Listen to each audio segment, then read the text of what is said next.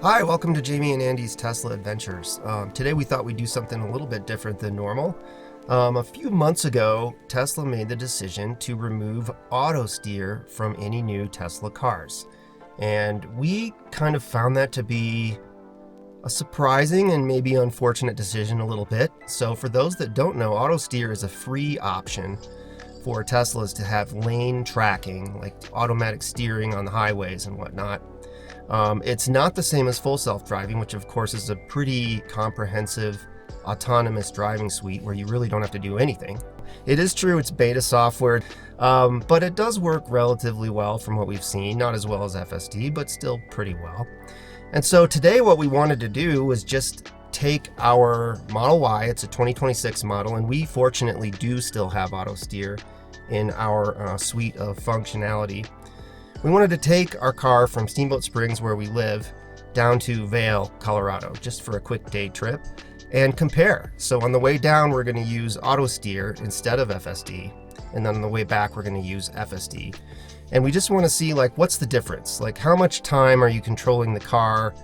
So yeah, please join us. It'll be a nice little trip. We'll maybe stop down in Vail, get a coffee or something, and then drive back. So yeah, we hope you'll enjoy this.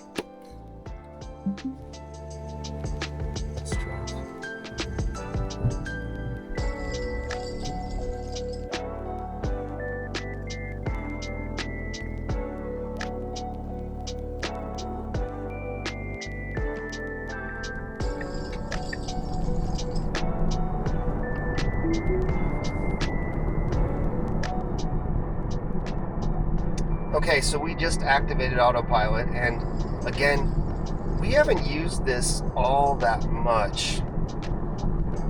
So we're not quite as good with Autopilot as we are with FSD, but our understanding basically, and as you can see, when you do see a traffic light, you just have to hit the accelerator.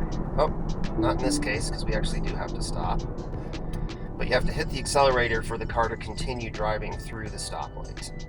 I think it'll stop if you didn't push the accelerator and the light was turning red. I think if you just let go of it, it would stop. Right, so its default action is to stop. Yeah.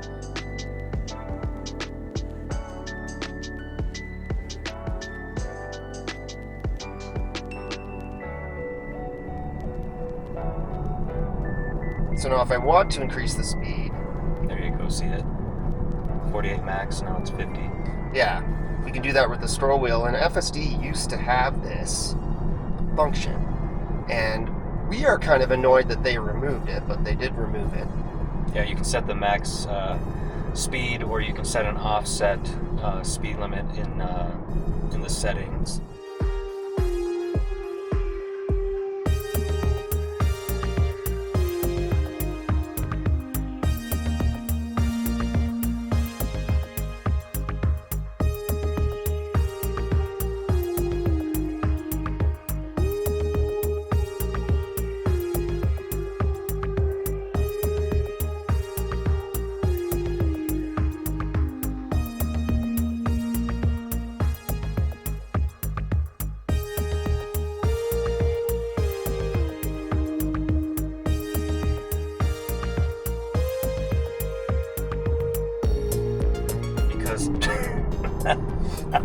As you can see, we're not very good at this. Require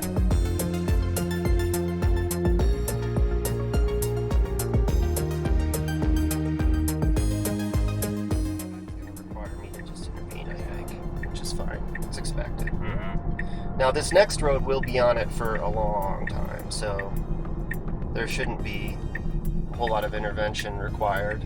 Yeah. There we go.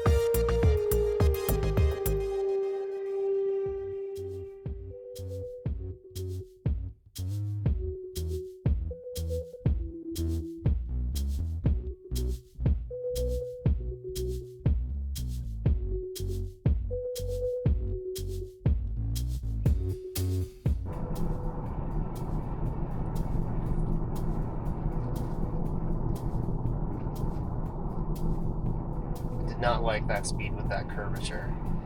Jerked a bit, yeah. So that was kind of interesting on that previous curve there. The car clearly was a little uncomfortable with that speed and that curve radius. So you do have to kind of be a little bit active in speed control, I'd say, especially if you're familiar with the route, as we are familiar with this one. You know, these last few curves as we get toward Oak Creek are a little tight. Yep, they are. And that's why it's 30 miles per hour. A lot of people do speed here, and if you're a manual driver, that's probably no problem. But for autopilot, it is a little bit jumpy, it seems, when it comes to tighter curves.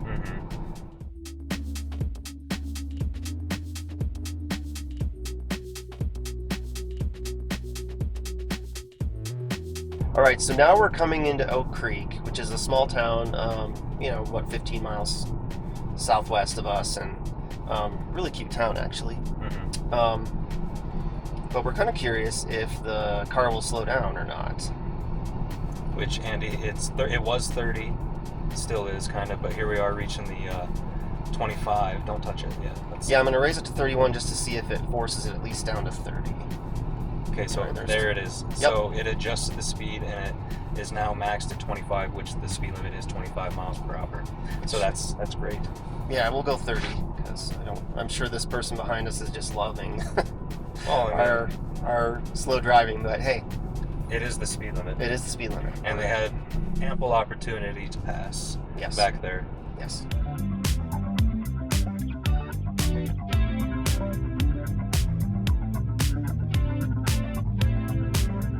Okay, our apologies there. We realized our microphones were not on. So yeah. The last half mile there, we were recycling the cameras and getting that connected. But we were in autopilot the whole time. We just left Oak Creek, so. Yeah, we didn't miss much.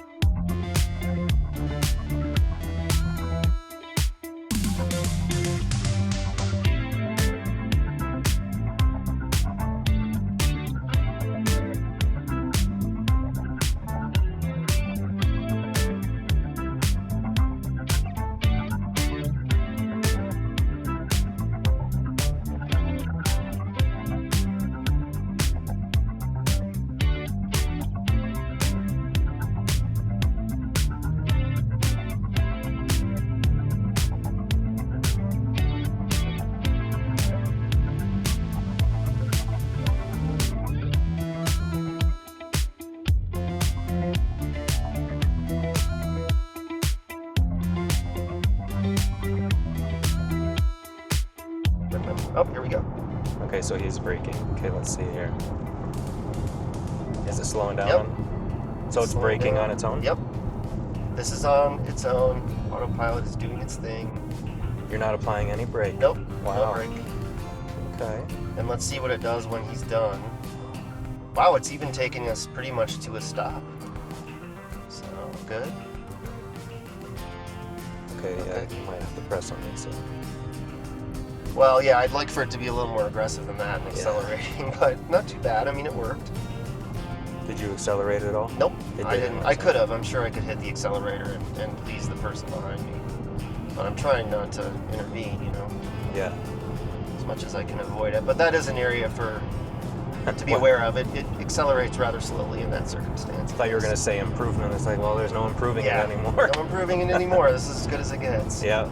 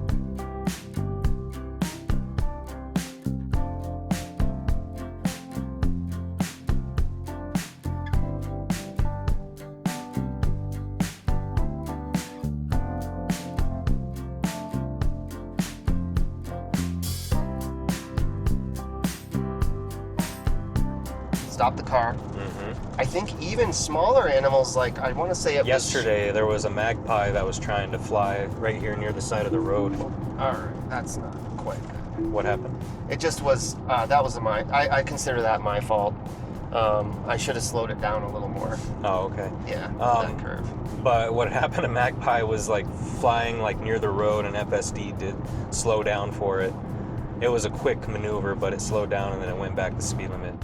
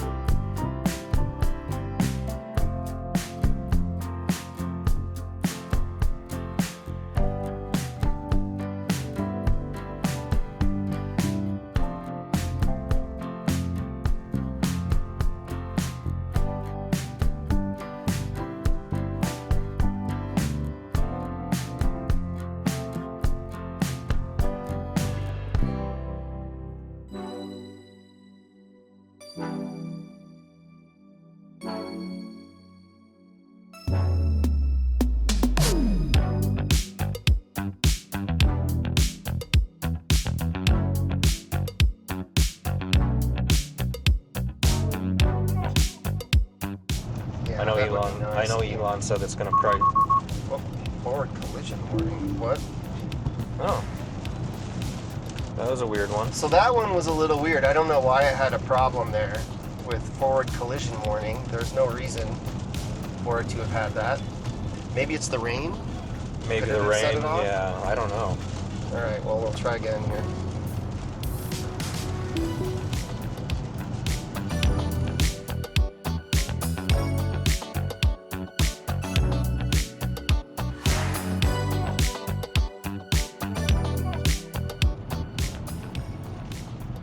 This will be interesting. Okay, so that was definitely, I don't think I had to disengage there, but I think that the markings are becoming obscured by the water enough where the computer was getting a little confused. So we'll see how it does here. I'm gonna actually go a little slower. Yeah, because there's water. This is curvy and there's water on the road. Water's collecting actually, like on the bridge right there. Yeah, we'll see how it does. FSD would have probably handled that without any problem, but yeah, this is clearly a more primitive sort of algorithmic, integration of all the visual data. I don't know exactly how it works, but I assume it's algorithms that are figuring stuff out. Clearly, given that this thing hasn't been updated in so long, it's definitely a little primitive, especially in conditions like this. Mm-hmm. On a clear day, probably wouldn't have any issue with that. Yeah, I'm betting on a clear day that is fine. Now, having said that, though, FSD did have a problem with that bridge once. Oh, that was, what, 13.2.9, I think? That was the previous version. It was definitely version 13, but it crossed, like, into the other lane, I think. Yes, it did. The oncoming lane, like, it got confused. So, there is that food for thought. Like, I guess both autosteer and FSD have had issues. Similar issues on that bridge then. Yep.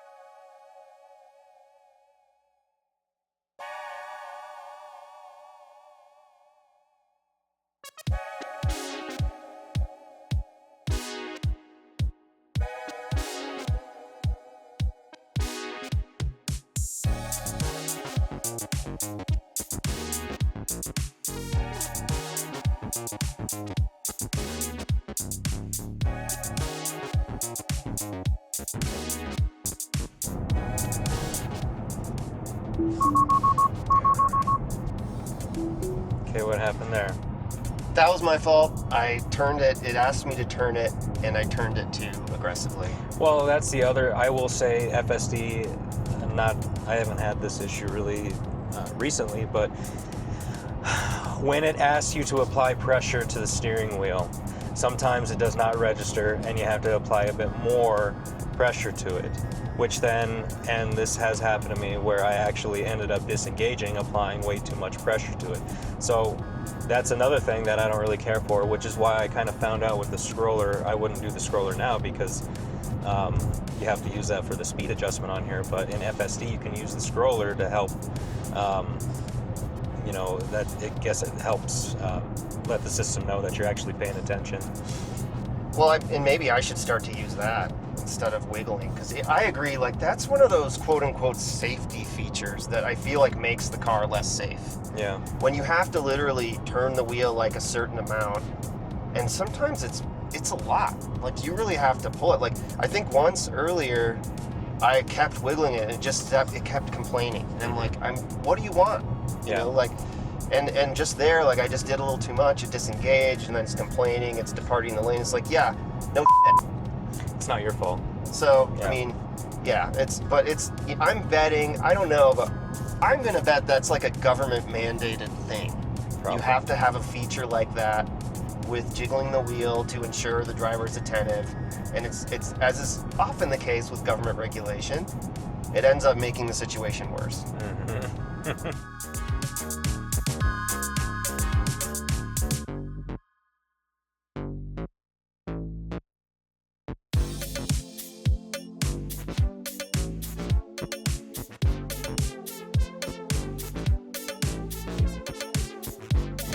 Okay, so this is interesting. We have a bicyclist. Now we're gonna see kind of okay, so I'm gonna have to intervene. Yep, there we go. There's somebody behind you. Yep, I have to intervene. So this is one where FSD would smartly go around this guy, but it looks like Autopilot is not capable of that, from what I was telling. I mean, hopefully I didn't intervene too soon, but no, it was stopping and there was a guy behind us, so you did the right thing. Yeah, I couldn't hold up traffic. It looks like it was going to treat the bicyclist as another car. Or an obstruction. Yeah.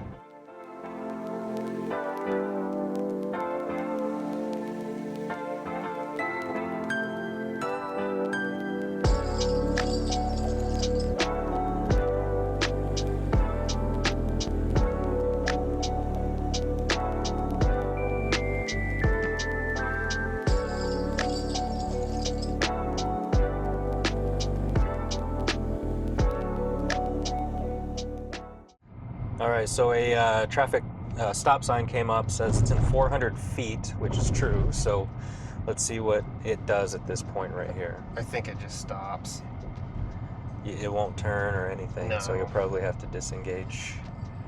Let's see what it does first. Okay. Take over, yeah, there it is. Okay. This is where our ignorance of the auto steer system kind of comes in. So yeah, you have to disengage and take over at that point, which it's not its fault. That's just what it's programmed to do. Yeah, well, you can't expect full self-driving level of, navigation. That's... You're gonna have to make your turn up here too. Yeah. So here's another point we'll have to disengage.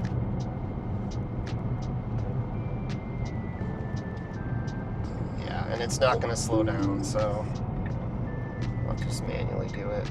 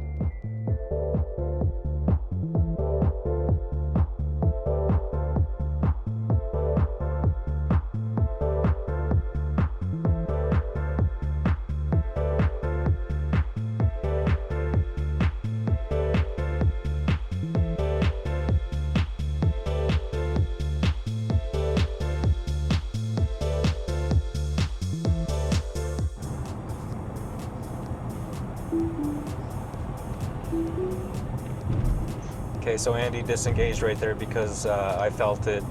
Auto steer was kind of like moving a little bit, ever so slightly swerving. Yeah, it wasn't bad. Like, I don't think I had to do anything, but better safe than sorry. You know, these are curvy. These are a little bit treacherous. I mean, it is an interstate, but this area is pretty curvy, and especially with the rain kind of obscuring the camera vision a little bit. I mean, it's... With FSD, I would not have an issue at all with this. Yeah, FSD would have probably handled that better, but, well, almost surely. Yeah. But, you know, it's okay. That was probably something we could have let it go and it would have been fine.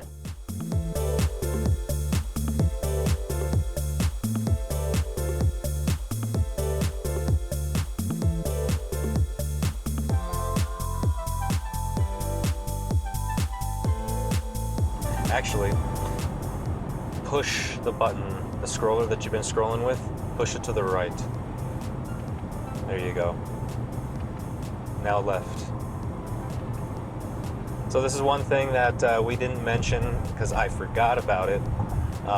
This is a nice little feature too, is you can adjust the distance from the driver in front of you. And us personally, we like to be further away from the person that's in front of us. And I really wish, we both do, that FSD had the same exact feature on it. Because there are times where FSD does follow way too closely, 65 miles per hour and, well, even higher speeds. And it's just going way too fast and following somebody very closely. You're supposed to, you know, it's the safe distance is about 3 seconds, 3 to 4 seconds. This is ideal in my opinion. This is setting 6 in the Autopilot, auto steer option. I think it goes up to 7. Yeah. But keeping that distance is extremely important because if you're keeping a 1 to 2 second distance from that front driver, yeah, people like to say, oh, FSD. Oh, I missed our turn off. Oh, it's okay. We can get the next one. So it shows right there that it does not follow. I think there's a setting. There's a setting in there supposedly navigate on autopilot where it will follow it, but I had thought that was further away for some reason. Anyway, so going back to it, keeping 1 to 2 second distance from somebody is not a great reaction time. I don't care if it's a computer or a human doing it. No computer should be following that closely. If all cars were Teslas and they were all running on FSD, okay, maybe I can see that being okay, but we're not. There's different types of vehicles on the road, lots of manual drivers on the road.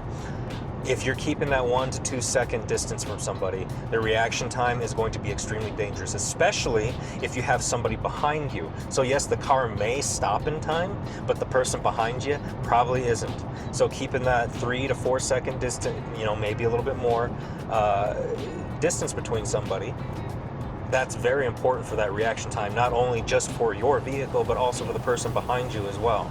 It gives you more time.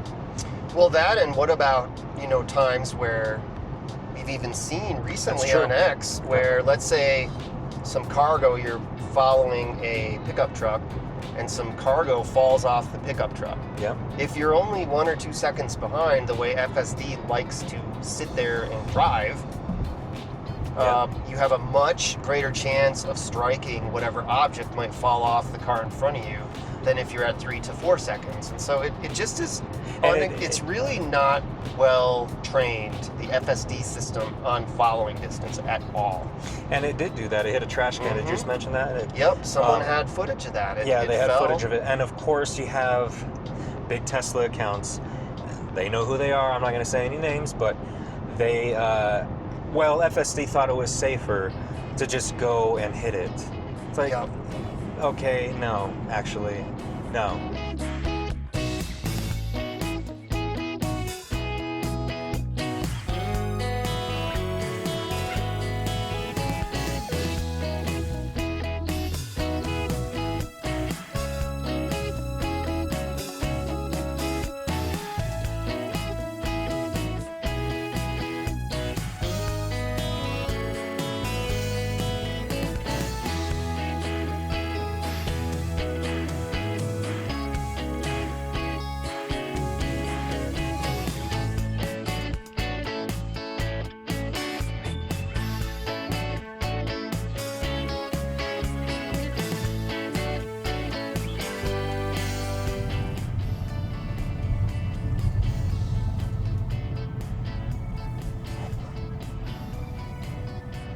Use accelerator to continue. That was cool.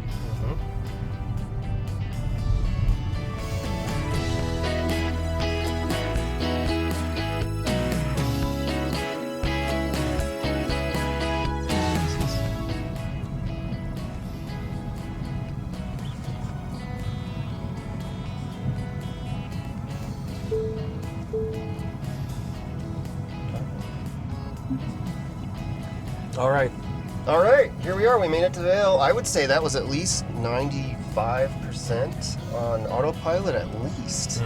Probably more. I'll have to do the math later in the video, but we're gonna now take a little walk around town, maybe bring you guys along. I don't know, just show the scenery. It's kind of a pretty place here. Maybe get a coffee or something. Yeah. All right. So for the afternoon, we decided to walk around the Vail Village for a little while. We didn't go too far, just wanted to enjoy the nice cool air and the mud season, which sounds weird, but mud season means that the snow is kind of melting on the mountain, or in this case, it's almost fully melted, and the area is just so quiet and peaceful. There's just not a lot of people there. So that was really, really enjoyable.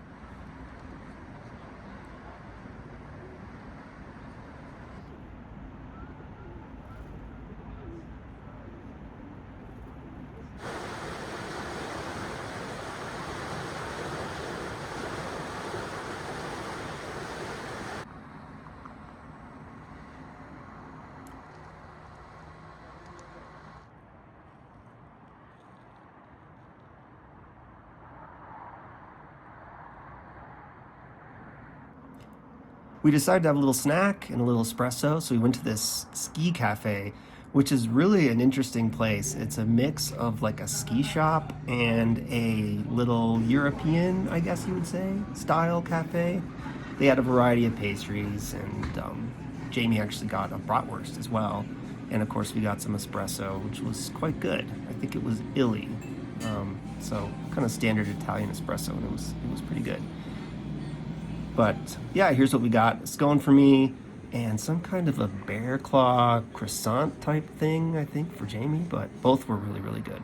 So then we decided to finish up our walk and got ready to head back to Steamboat. So we'll show the trip back in super fast motion so y'all can see how well FSD did. Okay, so we just got done with our trip here in Vail. Very beautiful. We're back on FSD. We need to head back home. I had set the destination for Edwards, Colorado. That's where the nearest supercharger is. Go ahead and enter, or excuse me, push the button.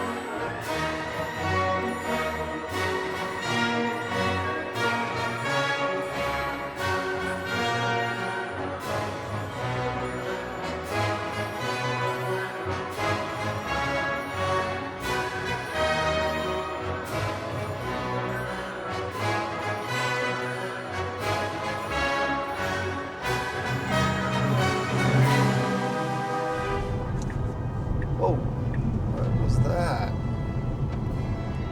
Okay, so FSD obviously made a poor decision right here, so I am going to report that. Also, very unsafe to do so. FSD went into, I don't know, the T intersection right there into a merging lane, just quickly darted over for no reason whatsoever. There was no danger, no obstacle, and created a hazard and also frustration.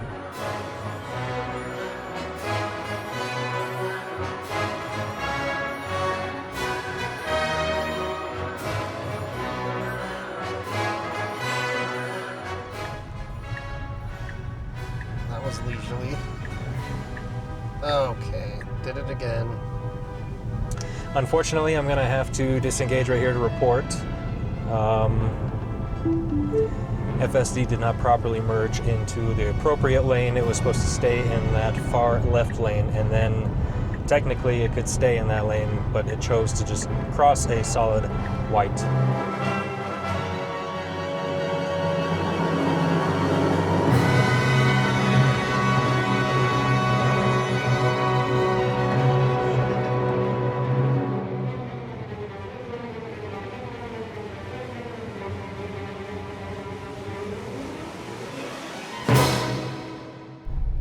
All right, so we arrived back where we first started out with autosteer. Both were very successful trips. We got our point across. So Andy, he first started out with autosteer. Andy, what would you summarize about autosteer? I'm impressed with it, to be honest. It definitely requires more babysitting, a lot of speed control that, you have to be on top of it more. It's not as hands-off by any means as is FSD, but it's free. And I am disappointed in Tesla's decision to remove it from the suite of functionality we have here. I think that's wrong. They shouldn't do that. They should have replaced it with a sort of lightweight FSD that replaced all those functions fully. And then going on with FSD, the entire trip, it was doing great, and we love FSD. We used it, as you saw at the beginning, 97% of the time. But there are still issues. Now, using autosteer, it did make, what did you say? It made you appreciate FSD a bit more. It did, yeah. On the way back, we were talking, and it does make me appreciate the smoothness of FSD. I mean, autosteer is not nearly as smooth in terms of its handling of curves on the road. But it's still great. But FSD, it does show the refinement that you do have with FSD. It does drive very much like a good human being would. The FSD showed some weakness toward the end of the drive. The two interventions that we did have to make definitely were disappointing. It's still way better than autosteer, but it's also $99 a month. And I won't lie, I am a little frustrated with what I feel like is a lack of progress in FSD in the last 6 to 9 months. Mm-hmm. Ever since the fall update, I would say, where kind of parking was improved and some smoothness issues and better aptitude with, for instance, deer, other obstructions on the road. In my opinion, we have not seen a lot of improvement. And today kind of confirmed it. It made those 2 traffic infractions safety critical, I'd say. Relatively. I mean, chances are, had there been a conflict vehicle, it would not have done those. It would have seen that and probably would have not gone into those lanes. But I don't know. I mean, it's disappointing that there hasn't been better progress in the last 6 to 9 months. But it's still great. We love it. But $100 a month, we need to see some progress. Yep. We appreciate you joining us on our drive. We had a lot of fun doing it. We got to see Vail, so please join us next time. Yeah, we'll see you.